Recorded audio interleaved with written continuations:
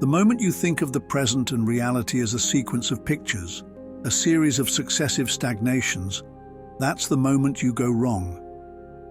Reality probably has only one point of support: change. Change means life, movement. When you talk about a picture, you're talking about stillness, stagnation, death. Life is not a succession of deaths. Life is change. It's possible that our shortcomings, as Europeans or as part of Western thinking, keep us trapped in meaningless suffering. When we think about the concept of good, we've already photographed a moment from our history when things felt good for us. In a way, it's like that joke. Keep moving forward because things were better back then. No, we still haven't come to terms with the idea that what was will never be the same again. Nothing is lost. Everything transforms. What was will never return. Something else will take its place. Whether it's better or worse is entirely relative. What's bad for me might be good for you, and vice versa. But what was will never be again. What needs to be understood and acted upon is the idea of adapting to the present and attempting to anticipate the future. The East, which has preserved Buddhist teachings as a philosophy rather than a rigid religion, allows itself to revisit Buddha's principles with each generation. This approach seems to place them on a level of understanding reality that surpasses ours. Today, we've somehow reached a limit in our spiritual competence. What I've noticed recently is the rise of extremism, stemming from a misunderstanding of a single word: balance. The way we understand and practice things is very unbalanced. There's no balance between the past and the future, not even between the past and the present, nor between generations, particularly when it comes to the generations of faith-bearers. There's no balance. Instead, imbalance and extremism are being emphasized. Either you're with me or you're against me. Can't there be a middle ground where I'm not with you, but I don't wish you harm? On the contrary, I might even want to help or support you. Yet this way of understanding doesn't seem to exist. I'm absolutely convinced that this is just a phase where the old, let's say, feel threatened and resort to extremism to hold on to what was, without understanding what I mentioned earlier: change, which is probably the only thing you can be sure of. This is evident in the stages of life we go through. We change from age 5 to 15, from 15 to 30, and by 70, we're someone else entirely. Between our inner universe and the macrocosm, everything changes. The macrocosm is in constant motion, and so is the microcosm, our biology, our inner world. It's simply changing. Perhaps the most troubling chapter of our existence today is the one concerning the end, the apocalypse, which we continue to view eschatologically instead of seeing it as a revelation, as the premise for a different kind of beginning or a new start. From this perspective, when I think about the end, I prefer to see it as leading to another beginning. I'd replace the cliché, the end of the world, with the end of this world and the birth of a new one. In other words, we might be in the midst of a transition from one model of the world to another paradigm altogether. When we look at nature in winter, surely in your understanding, we might fear that it will no longer come back to life because it has died. And yet in spring, the same tree dresses again in green and in life. But we are free to be afraid. It's no problem. Nature goes about its business. What might worry us exists only in our minds. The pious person understands this cyclicality, so terrifying in Buddhism and so sorrowful in Christianity, this wheel of life, where if we remain trapped in it and do not transcend this state of consciousness to surpass the wheel, everything repeats endlessly. The wheel of life in the Buddhist sense is not unfortunate. The wheel is a happy thing. To live is a great opportunity to be enjoyed. Through suffering, you have the chance to learn lessons. That's why you come here, to learn your lessons. How many people do you know who, at the end of the day, sit and ask themselves, another day has passed. What have I learned from today's lesson? Another day of my life has gone by. I haven't understood much. Another year has passed. What have I learned from this year? What is the conclusion? In this darkness of life where we live, where everything is so dreadful, where everything is horrifying, can you allow yourself to smile? Why not? Dostoevsky even writes in The Idiot that this inner happiness can make you seem mad or foolish, or at least eccentric, in the eyes of others. This is because we have been mistakenly taught, from a certain Western perspective, that seriousness implies rigidity, and that the grave matters we must endure in life must be faced as though your shoes are too tight. You're not allowed to laugh, because that would mean you're not serious.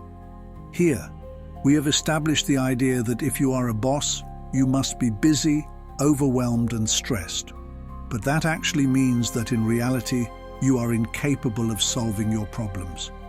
You are unfit for the position you hold, and it's better for you to step aside and let someone else who can smile take your place. If you can't handle it, leave. Do you understand? Imagine what this place, this country, this universe would be like if we all just did our duty. That's it. It's very important that Monday comes again after Sunday. When the weekly calendar ends, Monday returns. Not the same Monday, but a different Monday, on a higher level. If we shift this discussion to the psychotic theory of reincarnation, those who do not achieve salvation remain somehow damned to continue this experience in the body until a breakthrough occurs within them. This means that the great tyrants of history, from religious perspectives, could not have reached this threshold of liberation or salvation. Instead, they continue, in some form, through future generations to complete their experiences. In other words, neither the great ideas beneficial to humanity nor the great horrors created by our ancestors or parents ever truly die. They are reactivated in each generation. For example, Nazism has not died. We study it carefully, and in much of today's popular literature, we find Nazi predicates. Communism has not died. Maoism has not died. In fact, the great egregores that elevate good or evil remain. Evil is not the enemy of good. The enemy of good is better. Why is that? Because in the pursuit of better, you transform good into evil. So evil is not inherently evil. Evil does not need to be exterminated, but rather kept in check, controlled, and balanced. The problem is that we have been increasingly taught under this consumerist, positivist, American-style policy to always seek better. We are never satisfied with our own good. The issue, and we all feel it in the dissatisfaction we each have with life, is that we always want something more. That's how we've been programmed. A virus has been inserted into our programming, making us desire more than we have. You must understand one thing. You didn't come here, to this earth, this universe, this reality, to have an easy life. You came here to learn your lesson. But it's hard to convince someone who feels bad that the one who feels good is not somehow unjustly privileged by fate. This is how the scapegoat appears. This is how we humans begin to rail against God, looking into another's yard and failing to understand why they are well while we are not. Until God comes and tells us, what you're doing is not right. Until he gives us you must understand one thing. You didn't come here to this earth, this universe, this reality to have an easy life. You came here to learn your lesson. But it's hard to convince someone who feels bad that the one who feels good is not somehow unjustly privileged by fate. This is how the scapegoat appears. This is how we humans begin to rail against God, looking into another's yard and failing to understand why they are well while we are not. Until God comes and tells us, what you're doing is not right, until he gives us a sign. The big problem is that we don't understand the signs well enough. We lack representations for each sign. Why don't we learn the story of Job today, which could clarify some things for us? Job lived too well until Satan came and took everything away, leaving only his love for God. You see, in the grand scheme, balance is maintained. It is nothing more than a moment of imbalance, let's say. It is nothing more than a transitional moment. Transitional moments are, in fact, what define reality, because a spiral has no straight lines. It is not linear. So, we came here, not for a banquet, no, but for school. At school, there is both good and bad, which is why parents cannot provide education to their children. Because when you try to educate, you must give, but also take. And a parent cannot take from their child, because the moment they do, they cease to be a parent. They become something else. Parents are created by God to give life, to give. The one who provides education is the grandparent, the father of the father, because they can both control, meaning they can both take and give. Unfortunately, in our times, the role of the grandmother or grandfather no longer exists. Yet we had a saying, whoever doesn't have elders, meaning grandparents, should buy some. But now we seem to be eradicating these grandparents, unfortunately, in our desire to have more physical space around us. Change is as inevitable in its becoming as a snowball that rolls down a mountain ridge, gathering more and more snow until it becomes an avalanche. I don't believe anyone can oppose this avalanche as it unfolds. It's just an illusion. The avalanche will immediately sweep them away. From this perspective, throughout the history of the world, there are, schematically speaking, roughly two categories of people. Let's call them, very generically, the progressives and the regressives. Those who understand the inevitability and infallibility of change and allow themselves to be carried along by the avalanche, meaning they descend with it or flow with the river. And those who, satisfied with the moment when they held power and were truly fulfilled in their prosperity, fail to understand this inevitable change and cling desperately with their petty little fingers to the seat of power, believing in their illusion that they will remain there. Or, if not them, then at least their children or their lineage. This is why Christ is so misunderstood by nations, because he says, if you only love those who love you, how are you any different from the rest of the lower spirits, so to speak? Love those who hate you if you want to be superior.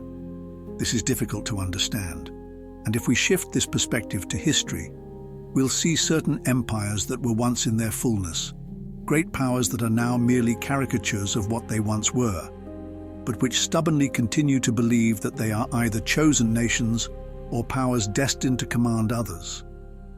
For example, if you were to believe you are Napoleon now, it wouldn't be a problem. But the moment others start believing you are Napoleon, it becomes a dangerous matter, because then you must persuade those who believe in you as Napoleon to take up arms and reconquer Europe. In the end times, there will be many false prophets. In this sense, we are living through a kind of end times. Today, sacred texts remain relevant in every generation. Likewise, of course, every living being, everything that is called life, is change. When you say change, you say life. When you say life, you say change. Who says we should stagnate, stop, and no longer age? How would that be? It would be very bad. It would be terrible, truly terrible. You see, at some point, to desire means to suffer. Desire is one of the causes of suffering. Suffering, however, is not inherently bad. Suffering should teach you a lesson. Interestingly, people are very slow to learn in this regard. They learn very slowly, and another observation I've made over the years is that evil can be imposed very easily. Sometimes, people even expect evil. They attract it, in a way. It is often said that the victim seeks out their aggressor, calls out to them. On the one hand, this energy of suffering has a certain allure for many people. It's about absorbing energy that doesn't rightfully belong to you, stealing, in a sense. On the other hand, doing good by force is astonishingly difficult. Doesn't it somehow become evil if it's forced? Forced love is called rape. It's very hard to do good by force. You know, I can say that every time you teach your patients, look, it's good to do this, to do that, you're often met with hostility. That's how the famous saying came about, no good deed goes unpunished. From my point of view, everything will come together, and balance will be restored. It is very difficult to explain to someone who does not fully understand this evolutionary sense that they will never truly experience a state of well-being. This brings us back to what people today are so tired of, the concept of the sacrifice generation. My parents were part of a sacrifice generation. My grandparents were a sacrifice generation. In fact, all generations are sacrifice generations, correct? Then, we are sold the illusion that maybe our children will have it better, but perhaps they won't. So, I repeat, when you understand that everything changes, it becomes essential. It's a fundamental concept. At that moment, you stop trying to resist. But why does desire bring suffering? Well, it brings suffering in both scenarios. If I desire, let's say, here's an absurd example. If I desire to have 100 million euros now, I am unhappy because I don't have it. But if I did have it, I'd still be unhappy because I could lose it. You see? So, in both cases, essentially and fundamentally, happiness, the concept of happiness, is not tied to anything material. It doesn't depend on having or not having. Well-being has nothing to do with material prosperity. Of course, when you're doing well, you must be aware that tomorrow you might not be. But when you're struggling, you need to understand that even suffering isn't permanent. Good times will come. For that, though, you need to be something. You need to grasp relatively simple truths. And once again, we return to education, to this arbitrary opposition between the verb to have and the verb to be. Because today, we find that we define ourselves more by what we have than by what we are, at least for now. It always seems like the story of the three little pigs, like the house made of straw, and the big bad wolf will come, blow down this illusion of yours, and you'll find yourself as naked as Adam, ashamed of your nakedness. Anything multiplied by this stillness becomes stillness, meaning negative infinity, and positive infinity multiplied by zero, no matter how infinite they are, still become zero. How do we achieve this kingdom? The kingdom of inner peace and the understanding that everything changes. To understand, you must first not understand. To bring order, you must first create disorder. To experience good, you must first go through bad. This is natural. It's absolutely natural. The only thing that must not be missing is the desire to understand. But can understanding exist without experience? Because I believe manipulation was invented precisely like this. Manipulation offers you persuasion. Generally, it gives you the illusion of understanding without obliging you to actually experience that understanding. It hands it to you ready-made. We are in a realm of arbitrariness here, and humanity today seems somehow manipulated in the sense that it no longer experiences knowledge. You have to go through hardship to reach happiness, not just read about hardship, but go through it to get there. People don't learn. I'm convinced of this. People are not created by God to learn. People learn terribly slowly. Think about it. A mouse, at 3 weeks old, knows how to steal oil from a bottle without spilling it. It dips its tail and then licks it. We have significant and sometimes violent issues when we say some think, while others work.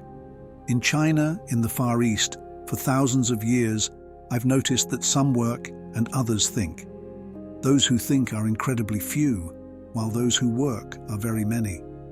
I believe we are all part of those who work, but we never truly see those who genuinely think. I don't know if we perceive them. Are they people, extraterrestrials, gods? Who are they? People confuse themselves with gods, and gods confuse themselves with people. It's very hard to make a distinction. I know people who are gods, Just as, undoubtedly, there are gods who are people, so does the difference come down to knowledge or the level of information one has. Neither. It's about understanding. That's what living language means. It's what Christ reproached the Pharisees for. They no longer used a living language with meaningful words, but instead used dead words, completely void of meaning, that polluted the listener's mind without giving them the key to understanding. Pride is a dreadful sin. Is it man's sin or the devil's, or is it the devil within man? Obviously, it belongs to man. Man is both demon and angel. Perhaps this is his mystery, man's mystery, and this is why Paul says we are stronger than the angels, whom we will also judge. Because within the territory of this body, the direct battle is waged between what we want to be, angels or demons. The apocalypse is within us. There is no universal apocalypse. It is my apocalypse, which is not like your apocalypse. My purgatory does not resemble your purgatory, fortunately, and so on. But each of us carries our cross. We don't all carry the same cross. We carry our own. Christ says, "Whoever wants to follow me, let them take up their own cross and follow me." The symbol is the cross, but it's not the same cross. Time is the unit of measure that allows thought to become reality. Not everyone who thinks is truly a thinker, as one might easily assume. Rather, thinkers are those designers of patterns, perhaps those who think so profoundly that they can create a framework within which we live our lives. There is a great difference between thinking and speaking in your mind. There is a vast difference. The overwhelming majority of people speak without opening their mouths. They speak in their minds. This doesn't mean they are thinking. It means they are holding a discourse, talking to themselves, which is entirely different. The interesting question is, who are you? The one listening to what is being said, or the one speaking? On the one hand, thinking is something entirely different. To think means to use your entire existence, to do it fully, entirely. This division into mind, thought, and emotions is purely arbitrary. It's something that helps you learn things more easily, but it doesn't actually exist. When you do something, you can do it with thought, with words, or with actions. The transition from one to the other is invisible and often happens spontaneously, without control. Unfortunately, without control. And there is no difference. It's actually the transition from what is unseen to what is seen, from what cannot be touched with ordinary senses, on an ordinary level, to what can be touched and destroyed. We have the intuition of immortality, but not the experience of it, not the certainty of it through experience. We yearn for an ideal humanity, for a perfect world. Try to imagine what this place would be like if everyone simply did their duty. That's it. You don't have to do more. Because the moment you do your duty, you also gain the power that is no longer yours. It is the power of the universe. There lies the power of the whole that reflects upon you and within you, just as you reflect upon your interior and your exterior. Christ was able to say, "I and the Father are one," because he fulfilled his duty to the very end. Surely, what prevents us from fulfilling our duty to the very end, apart from our own illusions? Christ says, "Let the dead bury their dead," meaning the past must be left behind, and the living should walk with the living. Walk your path with certainty.